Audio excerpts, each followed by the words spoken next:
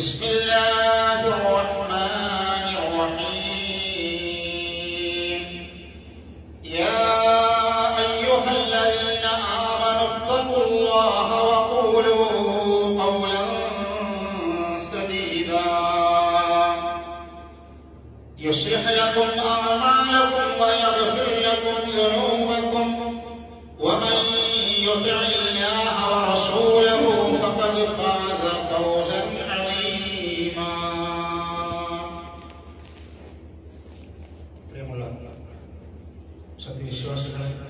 വിശ്വാസികളെ അള്ളാഹുവിന്റെ വിധിവിലക്കുകൾ ജീവിതത്തിന്റെ സമസ്ത മേഖലകളിലും പാലിച്ചുകൊണ്ട് യഥാർത്ഥ മുഅ്മിനുകളായി മുത്തഖികളായി ജീവിതം മുന്നോട്ട് കൊണ്ടുപോകണമെന്ന് ആദ്യമായി ഉപദേശിക്കുകയും വസിയത്ത് ചെയ്യുകയാണ്. അല്ലാഹു സുബ്ഹാനഹു വ തആല വിശുദ്ധ ഖുർആനിലെ സൂറത്തുൽ അഹ്സാബിന്റെ അവസാന ഭാഗത്ത് പറയുന്ന രണ്ട് ആയത്തുകളാണ് തുടക്കത്തിൽ ഞാൻ ഓതി കേൾപ്പിച്ച രണ്ട് വചനങ്ങൾ. സാധാരണ ഖുതുബത്തുൽ ഹാജയിൽ റസൂലുള്ളാഹി സ്വല്ലല്ലാഹു അലൈഹി വസല്ലമ നിരന്തരമായി ഓതാറുള്ള മൂന്ന് വചനങ്ങളിൽ ഒന്നാണ് അതിൽ അവസാനത്തെ രണ്ടായത്ത്.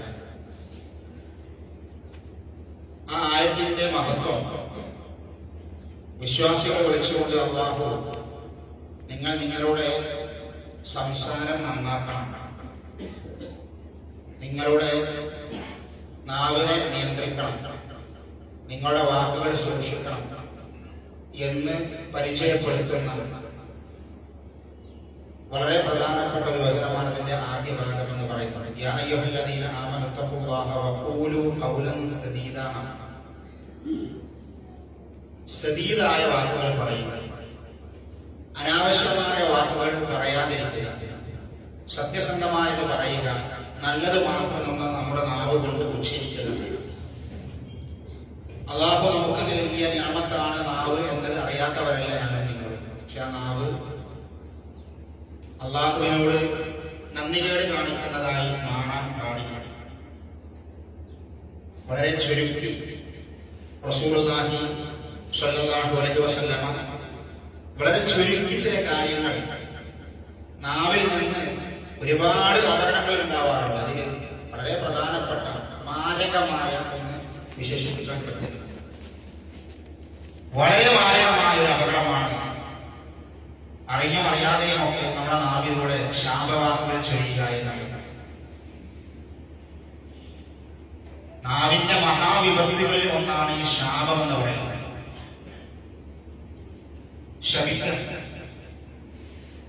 ശപിക്കാന്ന് പറയുമ്പോൾ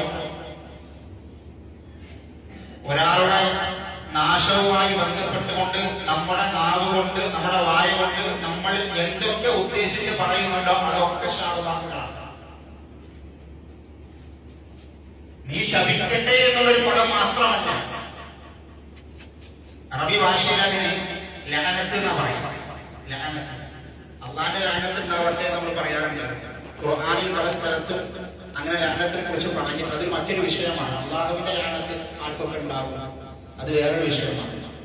ഇവിടെ ഞാൻ പറയുന്നത് മനുഷ്യർക്ക് അള്ളാഹു നൽകിയ എല്ലില്ലാത്ത ഈ നിഅമത്താകുന്ന നമ്മുടെ വായയിലെ അവയവന്റെ നാവ്, അതുകൊണ്ട് ഈ ഭൂമിലോകത്ത് നടക്കുന്ന ഭീകരമായ മാരകമായ അപകടം, അവന്റെ നാവിൽ നിന്ന് പുറത്തേക്ക് വരുന്ന ശാപവാക്കുകൾ റബ്ബിൻ്റെത് വേറെ, അതിനുമായി ബന്ധപ്പെട്ടത്.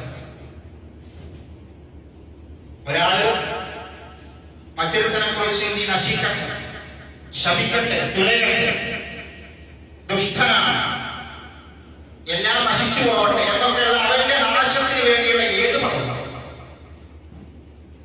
ശാപം എന്നുള്ളത് മാത്രമല്ല, ഒരു മനുഷ്യന്റെ നാശത്തിന് വേണ്ടിയുള്ള ഏത് വാക്കും നിങ്ങൾ ഉപയോഗിക്കുമ്പോൾ നിങ്ങളുടെ നാവിലൂടെ പുറത്തേക്ക് വരുമ്പോൾ വളരെ മാരകമാണ് അതിന്റെ ഭവിഷ്യത്ത് എന്ന് പറയുന്നവരും അത് കേൾക്കുന്നവരും ഒക്കെ ശ്രദ്ധിക്കണം.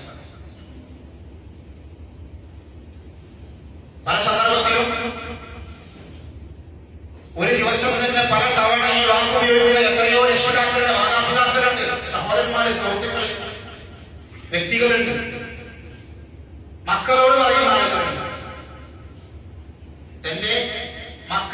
വിളിച്ചിട്ട് നീ തൊലയട്ടെ എന്ന് പറയുന്ന ആളുകളുണ്ട്, നീ നശിക്കട്ടെ എന്ന് പറയുന്ന ആളുകളുണ്ട്, നിനക്ക് ശാപെന്ന് പറയുന്നവരുണ്ട്, നിനക്ക് ഒരു ഗുണം ഉണ്ടാവില്ല, നീ ഗുണം ചെയ്യരുത്, നിന്നെ നരകത്തിലാക്കണം, നീ നരകത്തിൽ പോകണം, അതിന്റെ ഭാഗമാണ്. നീ നരകത്തിൽ പോകണം, അതൊക്കെ അതിന്റെ ഒരു ഭാഗമാണ്. വാക്കമാണ്.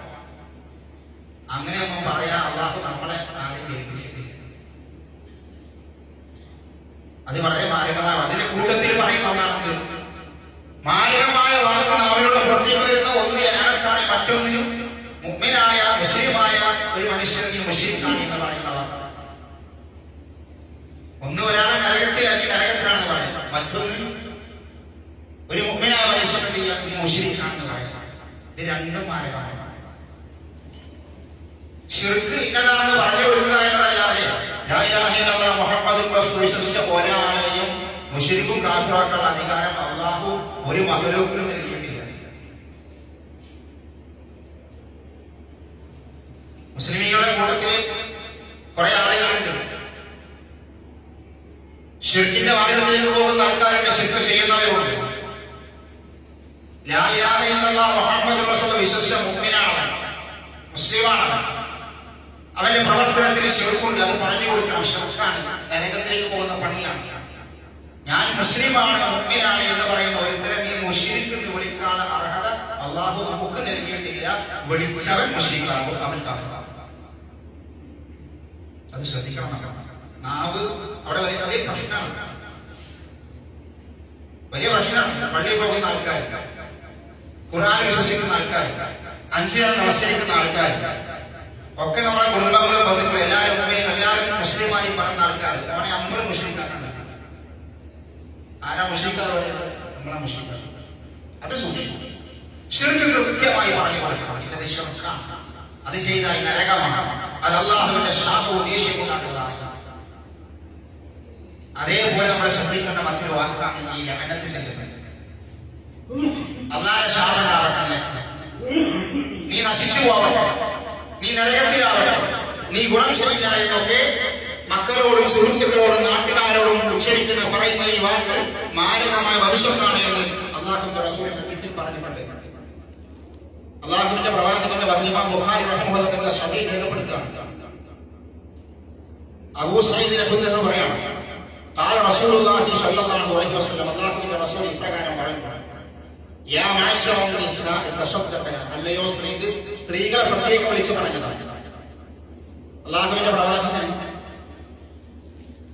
സ്ത്രീകളോട് പ്രത്യേകം വിളിച്ചു പറഞ്ഞ ഒരു വചനമാണ്. പെരുന്നാൾ നമസ്കാരാനന്തരം ഈദിൽ ഖുതുബ പറഞ്ഞ അല്ലാഹുവിന്റെ റസൂൽ സ്ത്രീകളോട് പറഞ്ഞു, യാ മഅശറൻ നിസാ തശദ്ദഖന, പെണ്ണുങ്ങളെ, സ്ത്രീകളെ, സഹോദരിമാരെ, നിങ്ങൾ നല്ലോണം സ്വതക്ക കൊടുത്തോളൂ. ഭർത്താവ് കൊടുത്തിട്ടല്ല നിങ്ങൾ രക്ഷപ്പെടും, നിങ്ങൾ കൊടുത്തു കൊടുക്കും. എന്റെ മകൻ കൊടുത്തിട്ടുണ്ട്, എന്റെ ഭർത്താവ് കൊടുത്തിട്ടുണ്ട്, അത് വേറെ. നിങ്ങൾക്കുള്ളത് കുറെ ഉണ്ടാവുമല്ലോ, നിങ്ങൾക്ക് സമ്പാദ്യങ്ങൾ ഉണ്ടാവുമല്ലോ, സമ്പാദ്യങ്ങൾ ആളുകളുണ്ടാവും, അവര് കൊടുക്കണം. സഹോദരിമാർ അവരെ സമ്പാദിക്കുന്നത് കൊടുക്കണം. സ്വർണവും വെള്ളിയും സ്ഥലവും ബിസിനസ്സും ഒക്കെ കുറെ സ്വന്തമായി നടത്തുന്ന സഹോദരിമാരുണ്ടാവും, അതിന് വരുമാനമുള്ള ആളുകളുണ്ടാവും. അവർ ശ്രദ്ധിക്കണം. അവരെ സമ്പത്തുന്ന അവര് സ്വതക്ക കൊടുക്കണം. എന്തിനാണ്? അല്ലാഹുവിന്റെ റസൂൽ പറയുന്നു, കാരണം അല്ലാഹു സുബ്ഹാനഹു വ തആല എനിക്ക് നരകം കാണിച്ചു തന്നു. റസൂലുള്ളാഹി സ്വല്ലല്ലാഹു അലൈഹി വസല്ലം നരകം കണ്ടിട്ടുണ്ട്. അല്ലാഹു കാണിച്ചു കൊടുത്തതാണ്. അല്ലാഹുവിന്റെ പ്രവാചകന്റെ ഒരു കറാമത്തും മുഅ്ജിസത്തുമാണ്. നരകം എനിക്ക് കാണിക്കപ്പെട്ടു. ആ നരകത്തിൽ ഞാൻ അധികവും കണ്ടത് സ്ത്രീകളെയാണ്.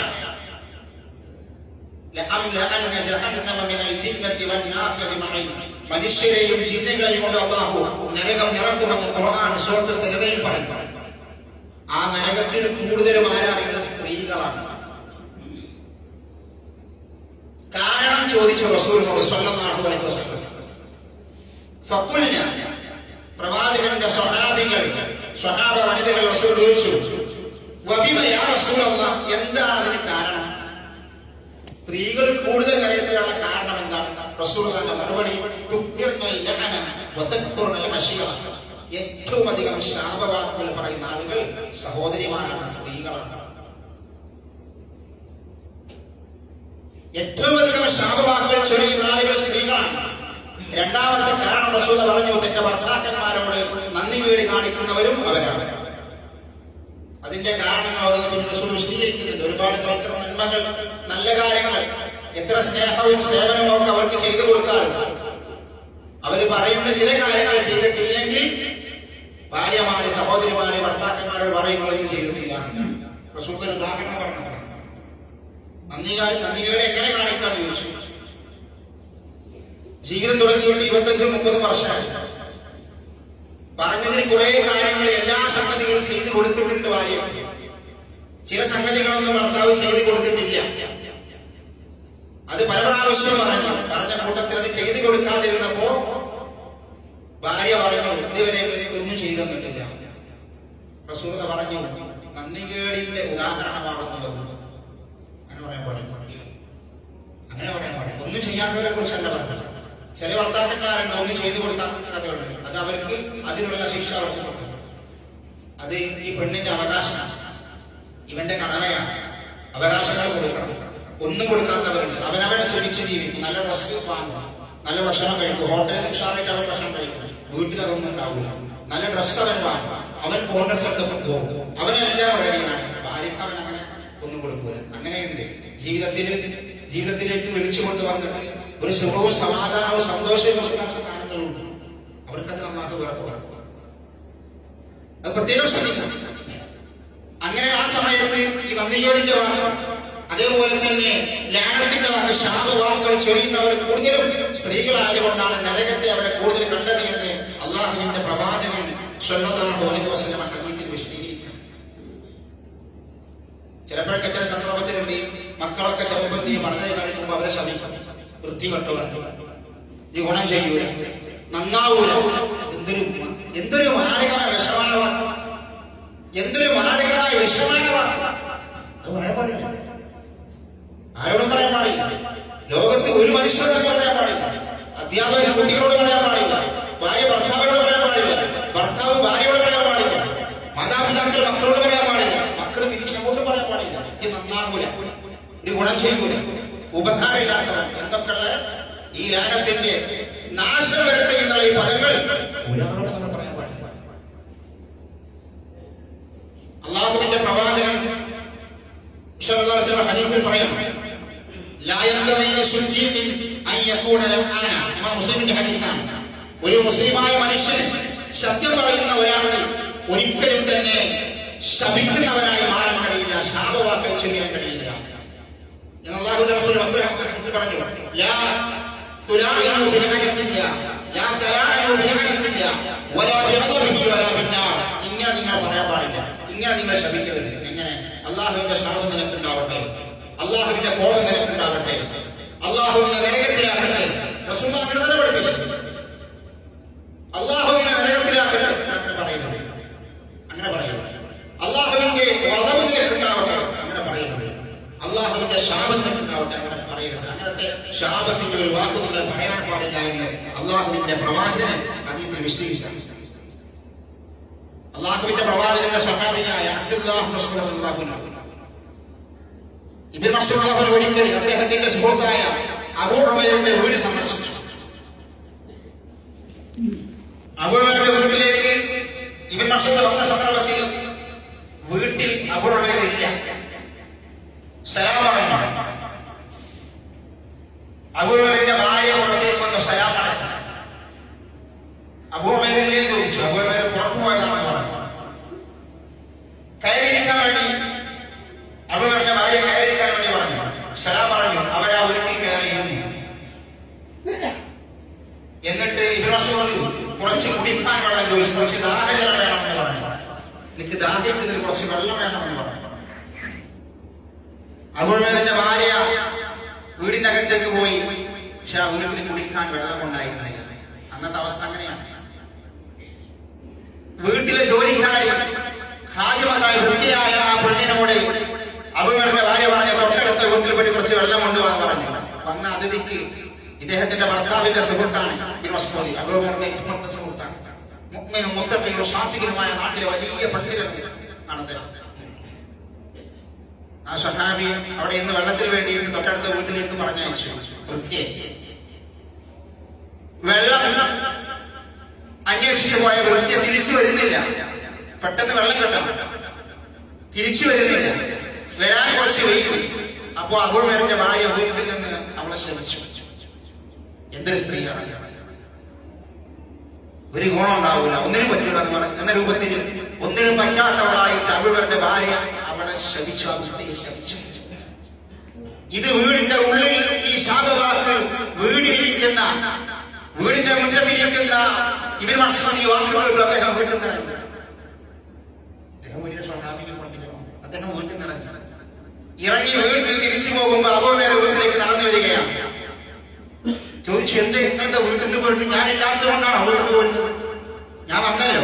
അദ്ദേഹം പറഞ്ഞു, നിങ്ങൾ എന്തിനാണ് വീട്ടിൽ നിന്ന് ഇറങ്ങി പോകുന്നത്? എന്റെ ഏറ്റവും അടുത്ത സുഹൃത്താണ് താങ്കൾ, അത്രയും നല്ലൊരു മനുഷ്യനാണ് താങ്കൾ.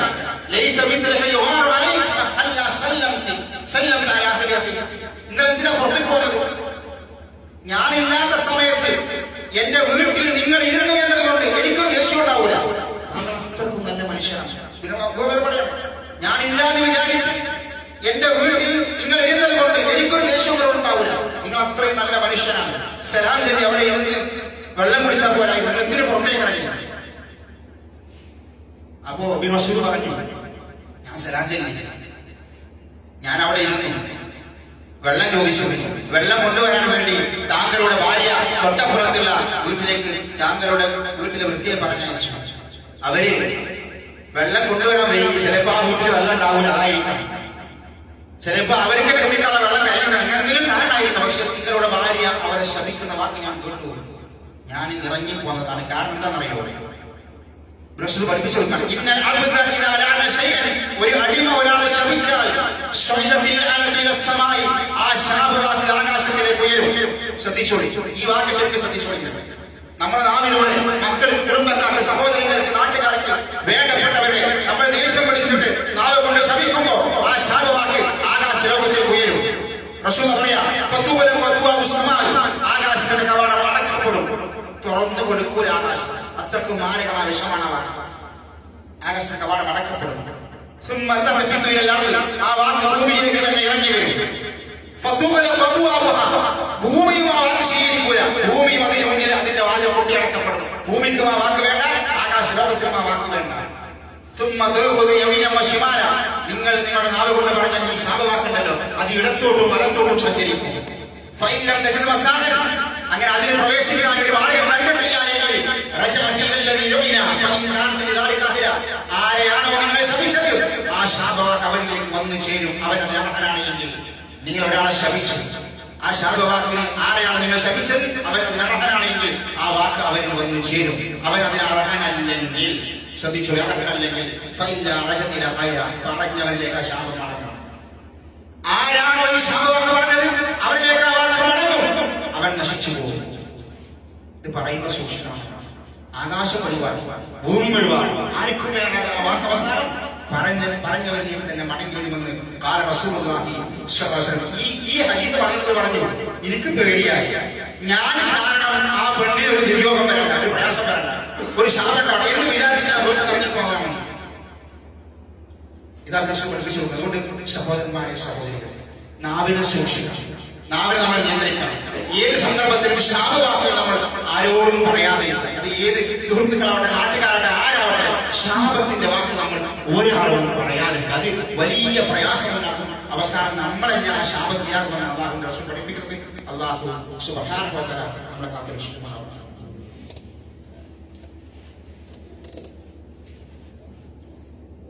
അൽഹംദുലില്ലാഹ് അൽഹംദുലില്ലാഹിൽ വാഹിദിൽ ഖഹ്ഹാർ അൽ അസീസുൽ ഗഫ്ഫാർ മുകബ്ബിറുൽ ലൈലി വൻ നഹാർ അമ്മാ ബഅദ് തഖ്വല്ലാഹ ഇബാദല്ലാഹ്.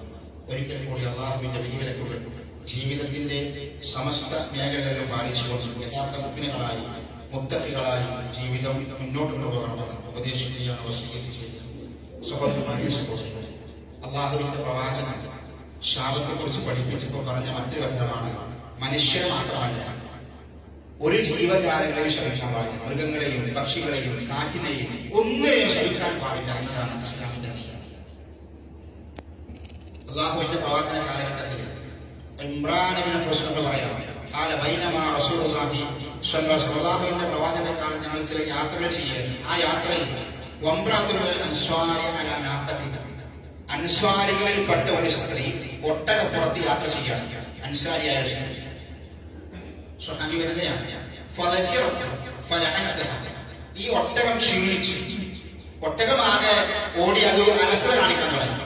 ഫലഅനത, അപ്പൊ ഈ അൻസാരിയായ സ്ത്രീ ഈ ഒട്ടകത്തെ ശപിച്ചു. ഫസമിഅ ദാലിക റസൂലുള്ളാഹി സ്വല്ലല്ലാഹു അലൈഹി വസല്ലം, ഈ ഒട്ടകത്തെ ശപിച്ച ഈ ശാപവാക്ക് അല്ലാഹുവിന്റെ പ്രവാചകൻ കേട്ടു. പ്രവാചകൻ ഈ വാക്ക് കേട്ട സമയത്ത് അല്ലാഹുവിന്റെ പ്രവാചകൻ ഫഖാല ഖുദൂ മാ അലൈഹ, റസൂൽ പറഞ്ഞു നിക്ക്, ഒട്ടകത്തിന്റെ പുറത്തെ യാത്രയാണ്.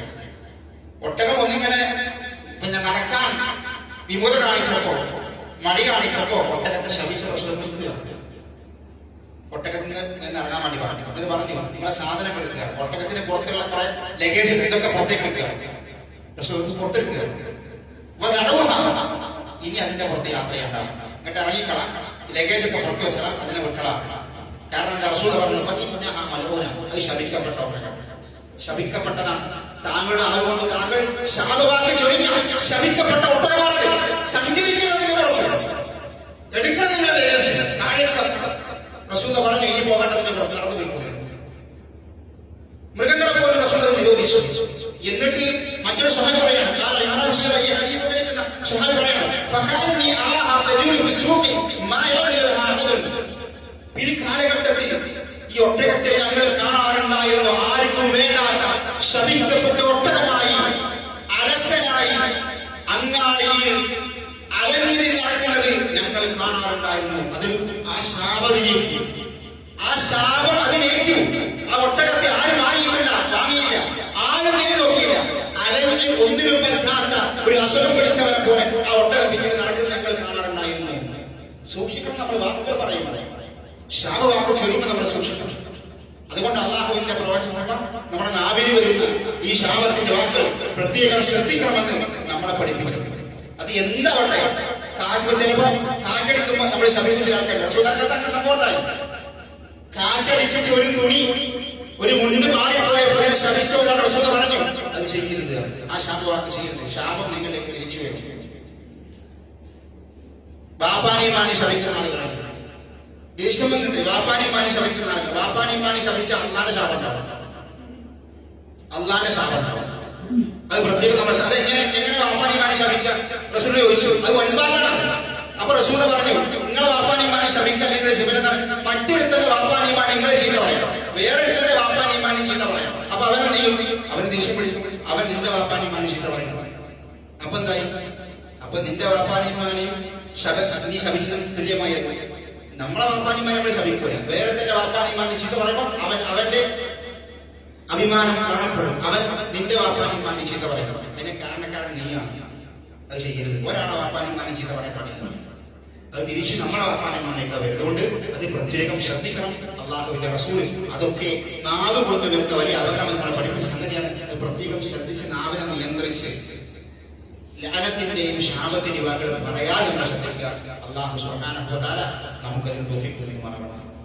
അല്ലാഹുമ്മ ഗഫിർ ലിൽ മുഅ്മിനീന വൽ മുഅ്മിനാത്ത് والمسلمين والمسلمات الأحياء منهم والأموات إنك مجيب الدعوات يا قاضي الحاجات. اللهم أجرنا من النار، اللهم أجرنا من النار. اللهم أعز الإسلام والمسلمين وأذل الشرك والمشركين. اللهم يا مقلب القلوب ثبت قلوبنا على دينك. اللهم توفنا مسلما وألحقنا بالصالحين.